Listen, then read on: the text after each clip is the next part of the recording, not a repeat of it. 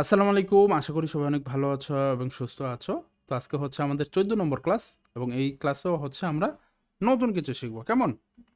চলো তাহলে শুরু করা যাক। দেখো, এই যে 15 জন শ্রমিকের দৈনিক 5 কেজি আটা লাগলে 27 জন শ্রমিকের দৈনিক কত কেজি আটা লাগবে? এই ম্যাথটা দেখার পরে তোমাদের হয়তো ছোটবেলা বা তোমাদের যেই চাইল্ডহুড মেমোরিজ ওইখানে চলে যেতে হবে। তখন তোমরা হচ্ছে ঐকিক নিয়মের ম্যাথ করছো, তাই না? এখন বলতে পারো, ভাই সেই ছোটবেলা করছি, এখন তো মাথায় কিচ্ছু নাই। ভাই, কোনো প্রবলেম নাই, আমি আছি না। সো মনে না থাকাটা খুবই স্বাভাবিক, এবং তোমার মতো যারা আছে ম্যাক্সিমামের এটাই মনে থাকতেছেন ঐকিক নিয়ম সহজ, কিন্তু মাথায় থাকতেছেন। তো আমরা কি করি দেখি একটু ঐকিক নিয়ম ট্রাই করে। আচ্ছা, বেসিক্যালি ঐকিক নিয়মের আমরা যখন ছোটবেলা করতাম না, আমরা দেখতাম হচ্ছে কি চাইছে।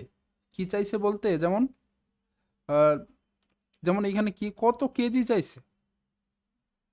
তো আমরা যখন ঐকিক নিয়ম সাজাইতাম তখন ওইটাকে সবসময় পরে দিতাম। যেমন দেখো, 15 জন শ্রমিক দৈনিক 5 কেজি আটা লাগলে, আচ্ছা 27 জন শ্রমিকের দৈনিক কত আটা লাগবে। ঠিক আছে? আচ্ছা, তো 15 জন শ্রমিকের হচ্ছে কত কেজি? 5 কেজি আটায়।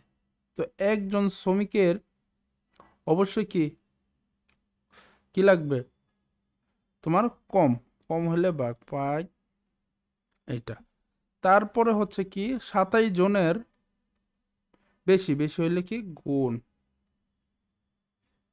227। ওকে। আচ্ছা, সো 5 দ্বারা 15কে ভাগ করলে 3, 3 নং 27। অ্যান্সার কত? 9 কেজি, তাই না? আচ্ছা, এখন এটাকে শর্টকাটে কিভাবে করা যায়, এইভাবে ঐকিক নিয়মে বাদ দিয়ে। তো বেসিক্যালি আমি আগের কয়েকটা ক্লাসে তোমাদেরকে হয়তো দেখানোর চেষ্টা করেছি। তুমি যদি এই যে জন, এত জন বা এত কেজি,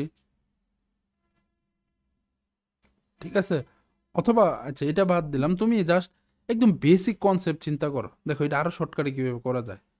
এই যে দেখো, 15 জন শ্রমিক 5 কেজি আটা লাগে।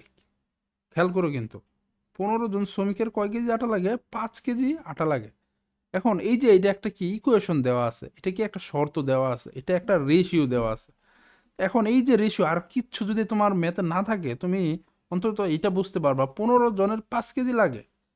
ঠিক আছে? আচ্ছা, তার মানে তুমি এইখান থেকে কি কি চিন্তা করতে পারো? 30 জনের 10 কেজি লাগে। এটা তো তুমি বুঝতে পারতেছো। অর্থাৎ 15 জনের যদি 5 কেজি লাগে, তার মানে 30 হইলে 10 কেজি লাগে। আচ্ছা, এখানে বলছে 27 জন। তো স্বাভাবিকভাবেই যেখানে 30 জনেরই 10, তার মানে 30 জনের 10 কেজি লাগে, তার মানে এই 10 তারপরে 21 এগুলা কোনো অ্যান্সারে হওয়ার কোনো সুযোগই নেই। কারণ বলছে হচ্ছে 27 জন শ্রমিকের, যেখানে 30 জনেরই হচ্ছে 10 কেজি লাগে, তো 27 জনের তো 10 কেজির আরো কম। তার মানে তোমার হাতে অপশন আছে 8 এবং 9। ঠিক আছে? তো ওইটার জন্য কি করতে হবে? জাস্ট খালি জাস্ট কি করবা, এই যে 5 কেজি আটা আর 15 কেজি, তাই না? তো তো একজনে কত লাগবে এটা গুণ, এটার সাথে গুণ দিতে হবে কত জনের লাগবে? 27 জনের।